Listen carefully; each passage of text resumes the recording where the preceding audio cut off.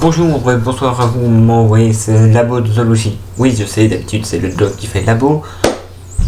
Mais vu qu'il est parti chercher je ne sais quoi, je reprends le relais. Bon, vu qu'il est parti sur le sujet de tout ce qui est mort, etc., on va continuer dans la lancée. Bon, je vais pas prendre la tête personnellement, je vais prendre une bestiole assez classique. Voyons ce qu'on a. Je connais pas. Ça existe ce truc? Bon, je vais rester vraiment dans les classiques. Les zombies. Hop, bon, c'est parti, les zombards. Je déteste ces bestioles de base. Les zombies, ou zombies en anglais, sont des humains ramenés à la vie ou transformés. Les zombies font partie donc des morts vivants les plus connus et les plus faciles. Donc, qu'est-ce qu'un mort vivant? En fait, un zombie plutôt. En fait, le zombie, que je viens de dire pour la 5e fois, est un mort vivant ramené à la vie. Mort vivant, donc c'est un mec qui soit mort, qui soit ramené à la vie, parce qu'il est vivant. Ce sont différentes méthodes qui détermineront ses motivations. La plupart du temps, les motivations d'un zombie, c'est cerveau. On trouve en fait beaucoup de zombies dans beaucoup de cultures. Et ils portent beaucoup de noms. Par exemple, en Chine, on appelle les Jiangxi. D'ailleurs, je crois qu'il y aura un épisode dessus.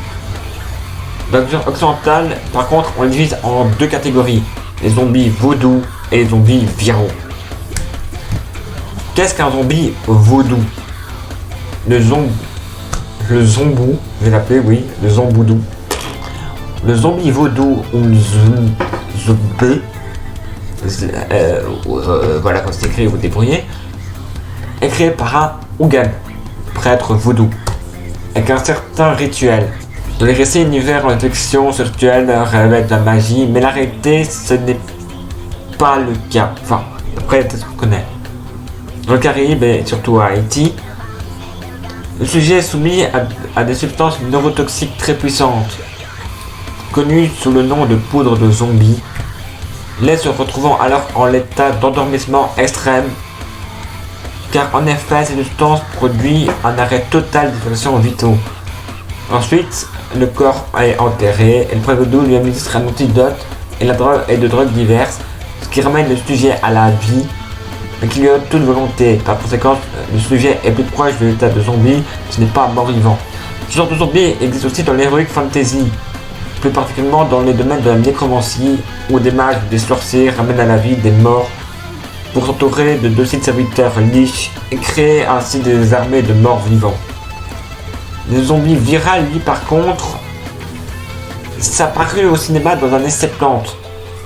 Et ça a connu un certain regain d'intérêt depuis une vingtaine d'années. Parce que c'est des humains décédés ramenés à la vie par agents extérieurs. Virus, substances toxiques, radiation, etc., etc., etc. Le zombie viral n'obéit qu'à une seule règle: se nourrir de vivants. Leur démarche étant lente, ils sont pas coordonnés. Et en fait, c'est des adversaires pathétiques. Mais en fait, ce qui les rend chiants, c'est justement en fait comme ils sont morts, ils sont inépuisables côté endurance, ce qui les rend très redoutables. On dit qu'ils sont viraux parce qu'ils amènent aussi des infections. Ainsi, le virus se transmet souvent par les fluides corporels, sang, salive, etc. D'où le danger de contamination à grande échelle. On en retrouve dans la littérature, dans Transformers, au cinéma, dans Zombie, dans Walking Dead, dans beaucoup de choses.